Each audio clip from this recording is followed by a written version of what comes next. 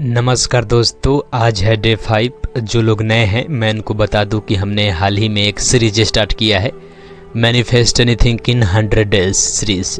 उस सीरीज का आज डे 5 है और आज बिना देर किए चलिए इस वीडियो में हम जानते हैं अब तक हम लोगों ने क्या क्या सीखा।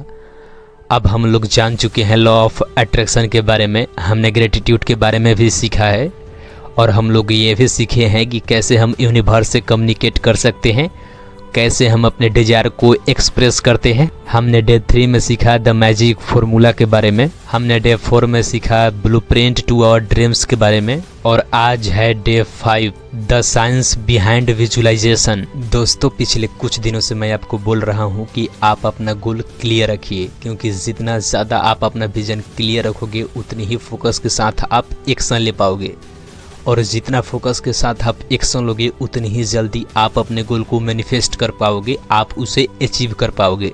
लेकिन क्या ये पॉसिबल है कि हम किसी चीज़ को बस सोचकर उसको अचीव कर ले? Manifest anything in 100 days book के जो ऑथर हैं अमित सर, वो बोलते हैं बिल्कुल 100% पॉसिबल है। और ये लॉ ऑफ अट्रैक्शन सिर्फ काम ही नहीं करता, यह एक मेथड है जो वर्ल्ड के मोस्ट सक्सेसफुल लोगों द्वारा यूज़ किया जाता है। सुरेश रैना एंड MS धोनी, ये दोनों क्रिकेटर्स ने बताया कि हम इमेजिन करते थे उस विनिंग मोमेंट को before stepping into the field. मतलब हम लोग ग्राउंड में जाने से पहले ही उस विनिंग मोमेंट को अपने ब्रेन में, अपने माइंड में इमेजिन करते थे और ठीक वैसा ही अधिकतर होता था।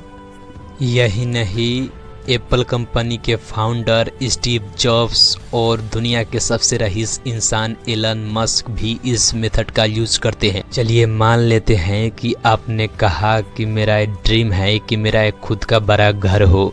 Then how do you use visualisation to attract? Number 1, find visual references. आप फोटो देखिए, आप अपने माइंड में सोचिए कि आपका ड्रीम हाउस कैसा होना चाहिए, उसमें क्या क्या चीज़ें होना चाहिए, उसका जो इंटीरियर डिजाइन है वो कैसा होना चाहिए। नंबर 2, क्लोज योर आई। आप अपने आंखें बंद कीजिए और इमेजिन कीजिए कि आप अपने उस ड्रीम हाउस के फ्रंट गेट पर खड़े हैं। Number 3, walk inside in your mind. अब आप उस अपने ड्रीम हाउस में इमेजिन कीजिए कि मैं चल रहा हूँ, मैं उस दीवार को टच कर रहा हूँ, मैं वहाँ पर उस घर में बैठा हुआ हूँ। अब सोचिए इस लाइन के बारे में, I have my dream house. जब आप इसके बारे में सोचते हैं तो उसका पिक्चर आपके माइंड में ऑटोमेटिक बन जाता होगा। लेकिन क्या आपको पता है कि 60,000 से ज़्यादा थॉट्स डेली हमारे माइंड में प्रोसेस होता है। अब सवाल आता है कि कैसे हम अपने गोल को अपने सबकॉन्शियस माइंड में फिक्स कर पाए, उस पर फोकस कर पाए। तो इसका पहला आंसर है प्रैक्टिस विजुअलाइजेशन डेली और दूसरा be consistent. It is the fuel that keep your journey going. अब आपको पता है आपको क्या करना है, लेकिन इस बुक में अमित सर ने एक सजेशन दिया है कि विजुअलाइज करने का बेस्ट टाइम क्या है।